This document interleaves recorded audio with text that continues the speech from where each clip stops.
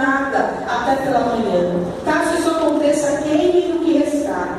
Ao comerem, estejam prontos para sair, cinto no lugar, sandálias nos pés e cajado na mão. Comam apressadamente. Esta é a Páscoa do Senhor.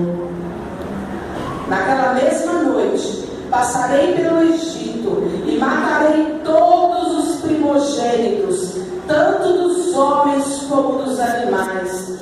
E executarei juízo sobre todos os deuses do Egito. Eu sou o Senhor. O sangue será um sinal para indicar as casas em que vocês estiverem. Quando eu vir o sangue, passarei adiante. A praga de destruição não os afligirá quando eu ferir o Egito.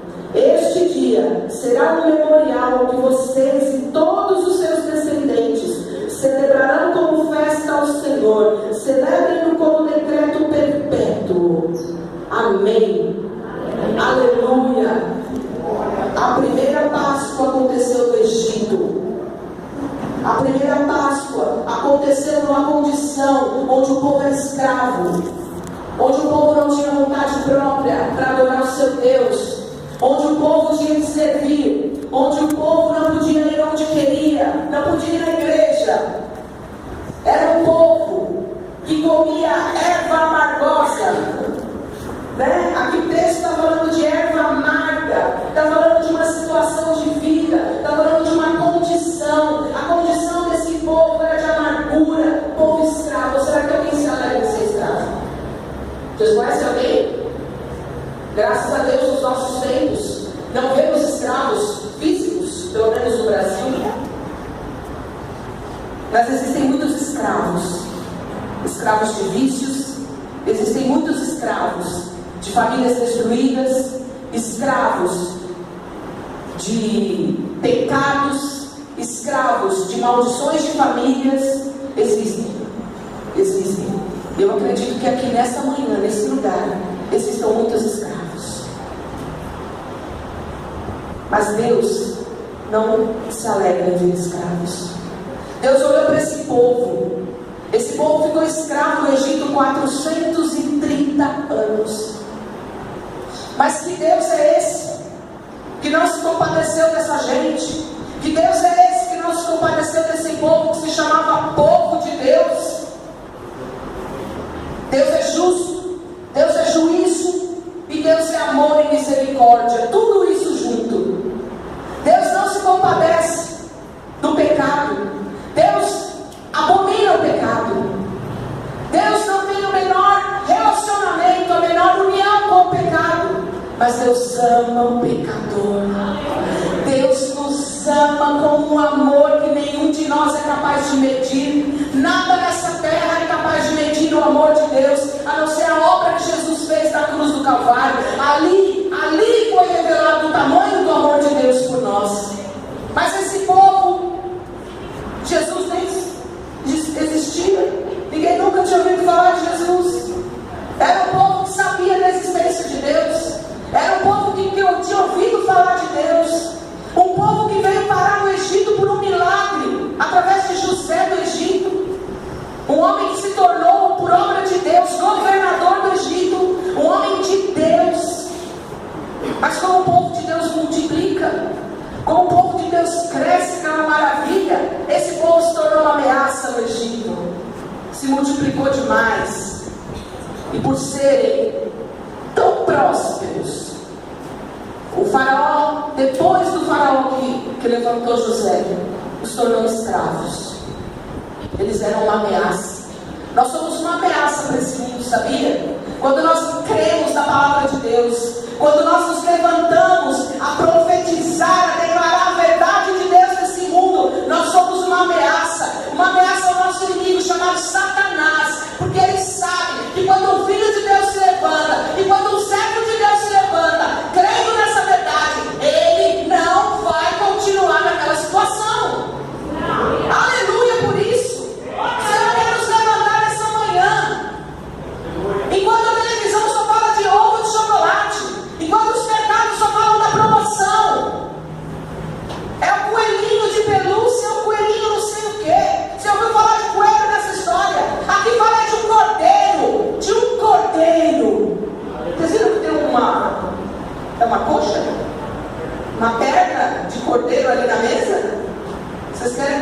perna de cordeiro?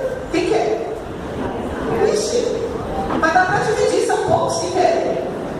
O restante não quer? Mas vocês estão olhando, mas não vai dar para comer todo mundo, pastora. Você não está vendo?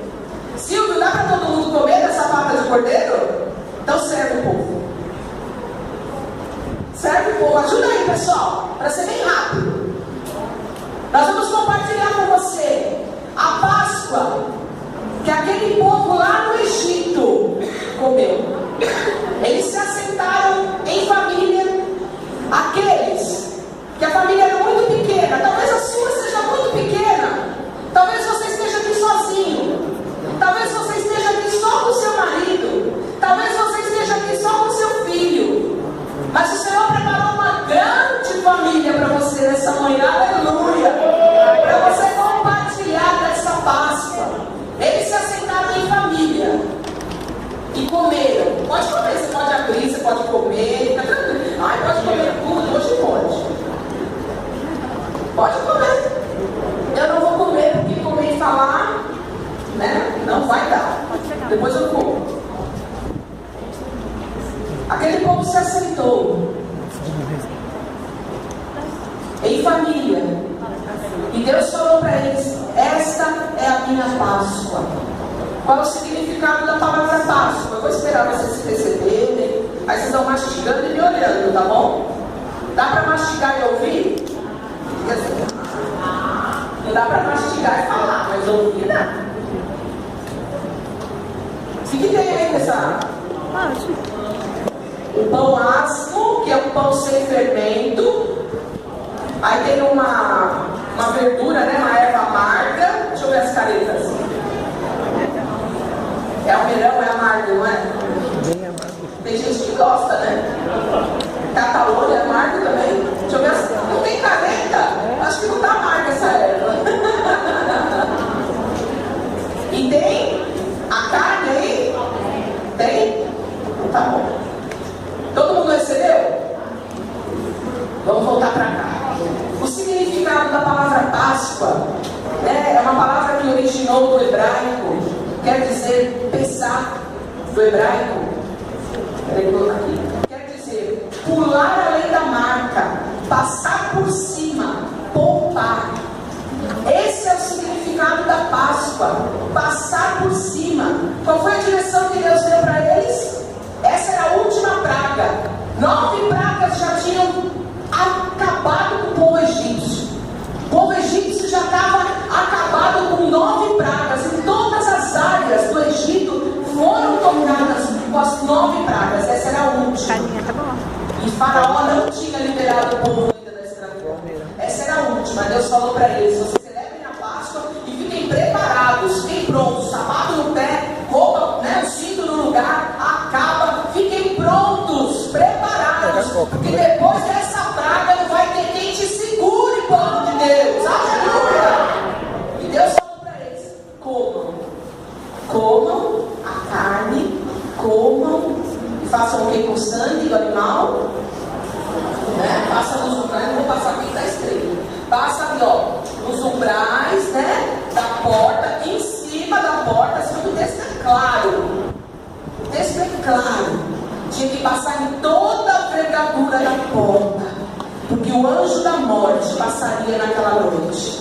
E a casa onde tivesse o sangue, o anjo não entraria. Mas onde não tinha sangue, o anjo entraria, desde os homens até os animais. E todo primogênito, todo filho mais velho seria morto. Deus é juízo. Deus é justo. Deus não faz parte daquela toda adoração a deuses estranhos. Quantos deuses adoravam naquele lugar? E o povo de Deus não tinha liberdade para adorar o seu Deus. E naquele instante que eles comessem, eles deveriam estar preparados, porque sairia uma grande multidão daquele lugar. Uns dizem que eram 6 milhões de pessoas que tinham lá. Alguns estudiosos dizem que haviam 6 milhões. Dá para imaginar 6 milhões? Eu não sei, cabe em algum lugar? Cabe? Dá para fazer um culto com 6 milhões? Eu creio que no planeta Terra não existe um lugar que comporte tanta gente. Mas ali, naquele lugar, naquele vale, chamado Vale de Gósen, havia um povo que Deus ama. Como existe aqui nesse lugar, tão pequenininho, 200 pessoas. Aqui, na Vila Regente Feijó, na Tatuapé, existe um povo que Deus ama. Aleluia! Aleluia! E esse povo, 430 anos escravo, provou pela primeira vez a liberdade. Comeram a Páscoa. Dá para imaginar, existem muitos filmes que passam na TV. Existe um que eu gosto bastante, que é O Príncipe do Egito, é um desenho, mas eu gosto de ver quando passa aquele anjo da morte, sacode as portas. Dá para imaginar aquele povo dentro de casa e a porta sacudindo porque algo terrível está acontecendo do lado de fora. Você já passou por uma situação dessa? Onde você está dentro da sua casa e a porta até sacode de tamanha fúria do inferno do lado de fora contra a sua vida? Cadê o anjo da morte? Deus permitiu que ele agisse. Deus liberou aquele espírito da morte. O espírito da morte vem da parte do inferno. E Deus permitiu que aquele espírito atuasse naquele lugar. Mas o sangue do Cordeiro estava lá. Aleluia! O sangue do Cordeiro precisa estar nas vegas da nossa porta. O sangue do Cordeiro não é mais aquele que era de fato. Hoje é por fé. É por fé que eu declaro o sangue de Jesus sobre os umbrais da minha porta, sobre os umbrais ali da minha janela, sobre a minha vida, sobre os meus filhos, sobre o meu casamento. Eu declaro o sangue de Jesus. Espírito de morte nenhum vai entrar, demônio nenhum vai entrar, enviado das trevas nenhum vai entrar em nome de Jesus. Tem poder, teve poder lá, tem poder hoje, até os dias de hoje, aleluia, e terá até o dia que Jesus voltar. Glória, aleluia. E aquele povo comeu a Páscoa, comeu a carne, igual você, comeu a erva,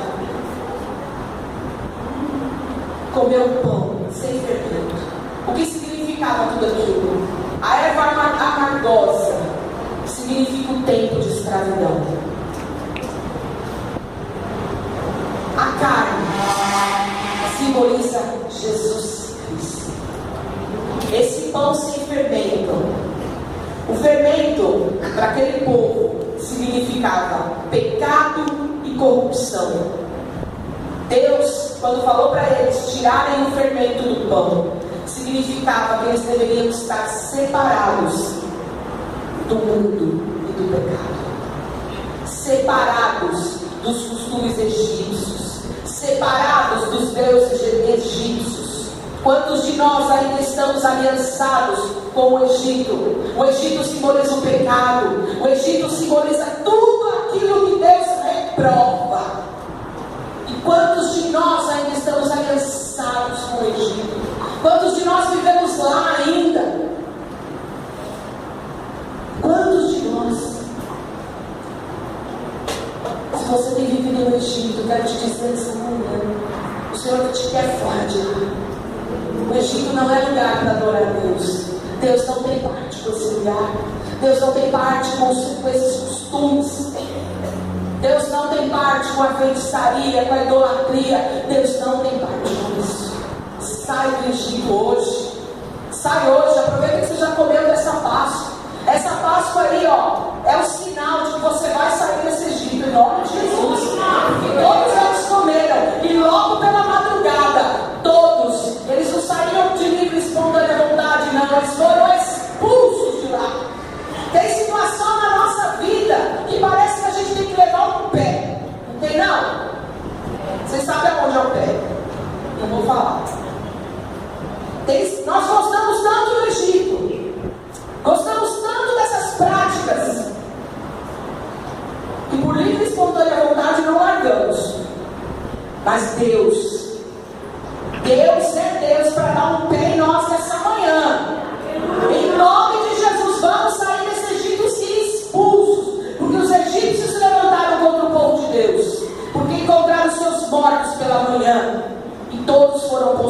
fora de lá. Não, você seja posto fora do Egito, em nome de Jesus. Se você se comprometeu com Ele, que essa aliança seja rompida e quebrada hoje, em nome de Jesus, que você seja livre. E teve uma ordenança de Deus aqui para esse povo, que eles deveriam ver. Deixa eu só achar isso.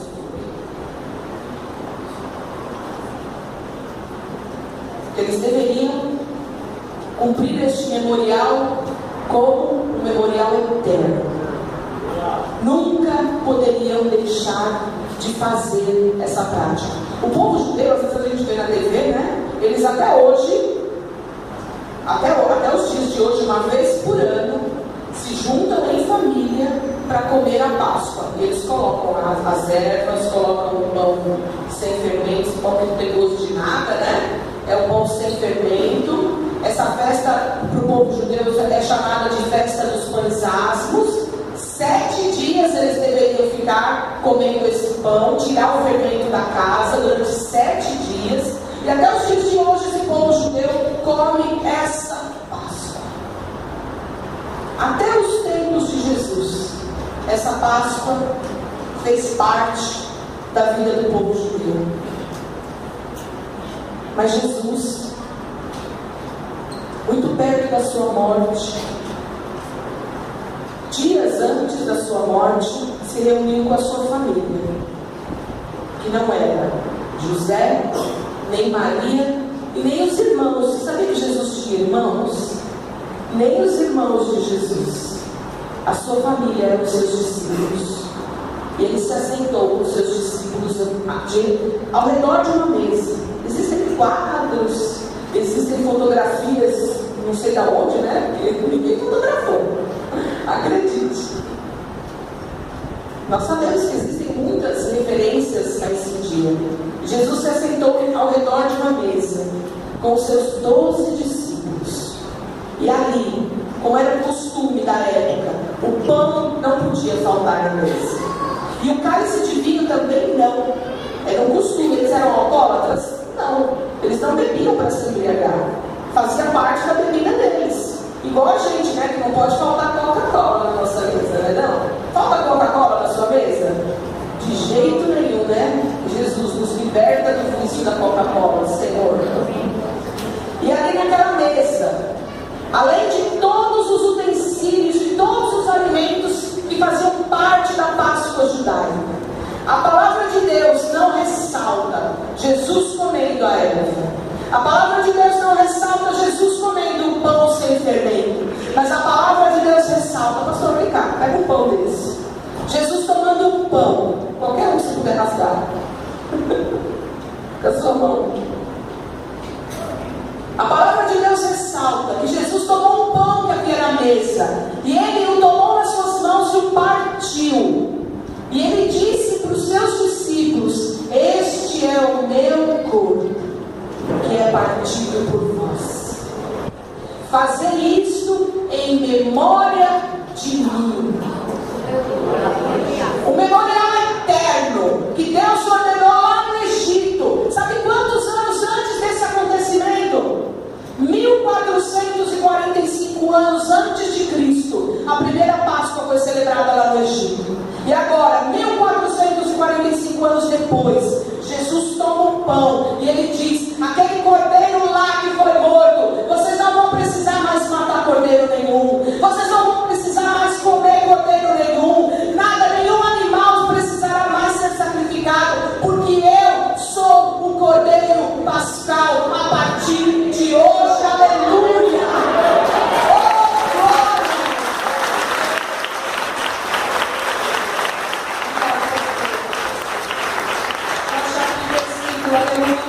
Coríntios, sabe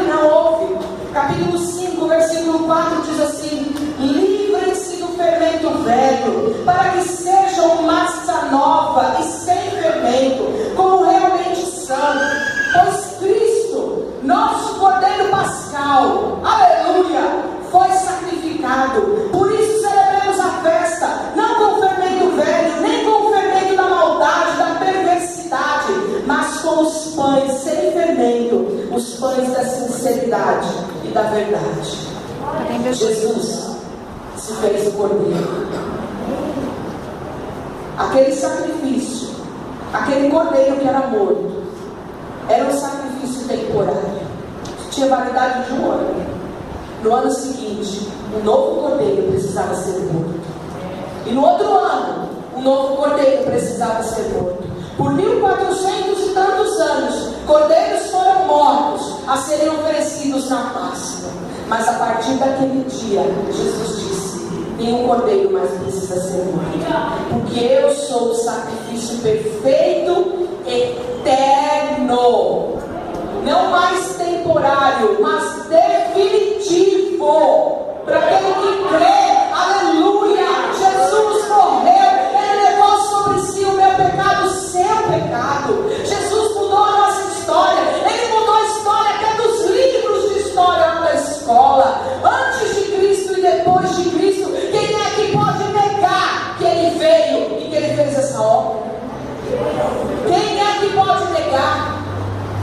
Nós temos o inferno inteiro todos os dias dizendo para nós: a sua história não tem jeito, a sua condição não vai mudar nunca, você vai ser escravo o resto da sua vida, essa maldição vai acompanhar a sua história o resto da sua vida, nunca vai mudar.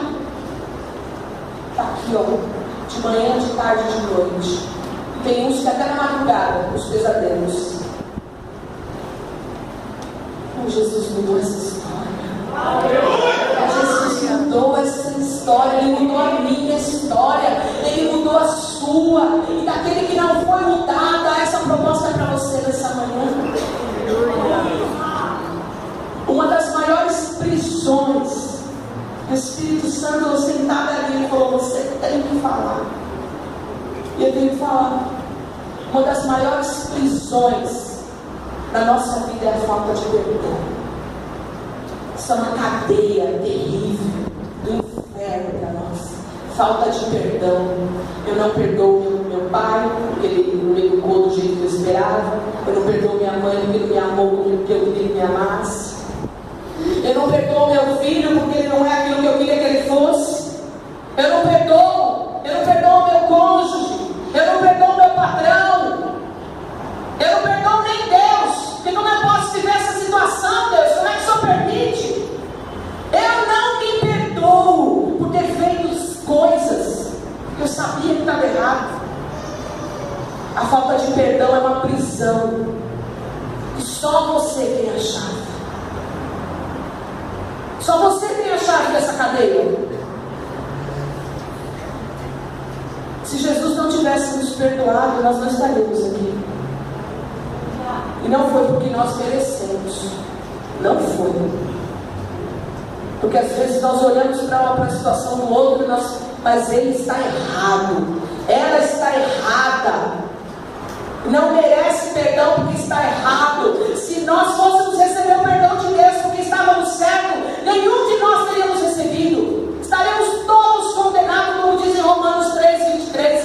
Todos pecaram e todos foram separados da glória de Deus. Todos. O texto diz todos. Todos somos pecadores. Nós não conseguiríamos agradar a Deus jamais se não fosse o amor dele por nós, não fosse a misericórdia dele por nós, se não fosse a obra da cruz por nós. Aleluia. Então para de olhar para o outro e falar: é culpa dele, ele que errou. Perdoe. Peça perdão. Outro dia eu ouvi uma frase assim que me fez pensar. Eu tenho muita facilidade de pedir perdão. A pessoa disse, ela está aqui, não vou expor, claro, mas ela me ensinou isso. Eu gostei muito de ouvir porque me acrescentou. Eu tenho muita facilidade de pedir perdão, mas tenho muita dificuldade de perdoar. Eu tenho consciência do meu erro e peço perdão, mas quando o outro errou contra mim, eu não consigo. Eu quero dizer para você, muitas coisas têm sido ditas sobre perdão. Muitas pessoas têm dito assim: perdoe, mas você não precisa conviver com a pessoa. Perdoe e viva aqui, ela vive lá. Você não precisa viver junto com ela. Eu tenho uma péssima notícia para você. Se esse perdão é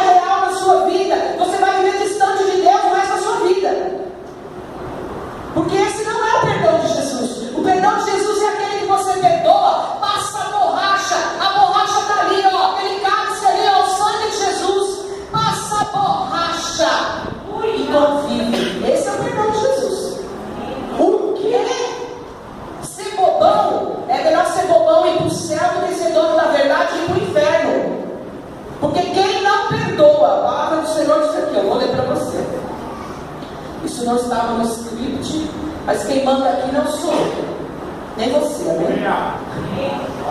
Quem manda aqui é o Espírito Santo de Deus. Aleluia! Ainda bem que eu li esse texto ontem, né? Está marcado aqui na minha memória. Na memória. Ele está nesse lugar. Ele quer mudar histórias. Ele quer tirar o morto das costas.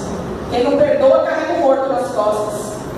Vive debaixo de luta, de dificuldade.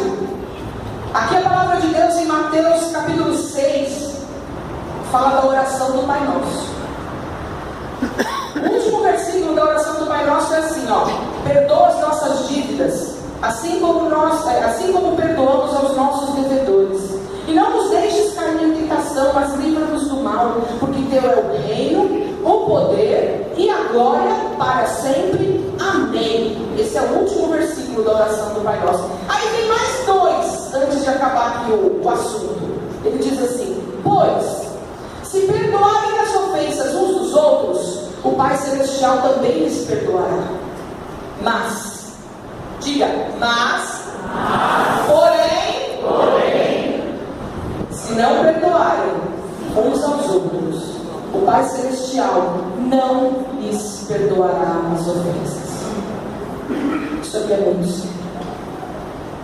A falta de perdão invalida o perdão de Jesus. Se eu não perdoar, Jesus não vai me perdoar. Vocês entenderam? Lê depois lá na sua casa. Se eu não perdoar, Jesus não vai me perdoar. Então, do que me adianta? Eu como a Páscoa, eu celebro a Páscoa, eu dou feliz Páscoa para todo mundo, mas dentro do meu coração, a verdadeira Páscoa não é real. A verdadeira Páscoa não é real. É mentira, é engano. Hoje é o dia. Hoje é o dia. Alguém sabe o que vai acontecer daqui a 5 minutos? A gente tem uma previsão aqui dos acontecimentos do mundo. Mas quem pode garantir que vai ser desse jeito? Jesus pode voltar. E ele diz que não abrir e fechar de olhos ele vai voltar e vai levar a igreja, os que são o seu. Aleluia. Que estejamos preparados, que estejamos prontos. Como é que eu fico pronto todos os dias? Olhando para dentro de mim, não para dentro do outro. Não para dentro do outro. O Senhor disse lá: examine-se, pois, o homem a si mesmo. Então coma e beba. Olha para dentro do teu coração. Olha para dentro de você. A nossa tendência é para olhar para o outro. E olha lá. Olha, precisa de um espelho. Usa um. Olha para dentro de você. Precisamos olhar para dentro de nós e ver a nossa condição diante de Deus. Porque o que Ele tem é amor, é graça e misericórdia. Se Jesus nos perdoou, quem somos nós para não perdoar o outro? Quem é que morreu a morte de cruz que Ele morreu? Quem é que se doou como Ele se doou? Quem? Você está pronto, Tiago? Eu vou passar um vídeo curtinho, um louvor. Esse é o momento de nós meditarmos.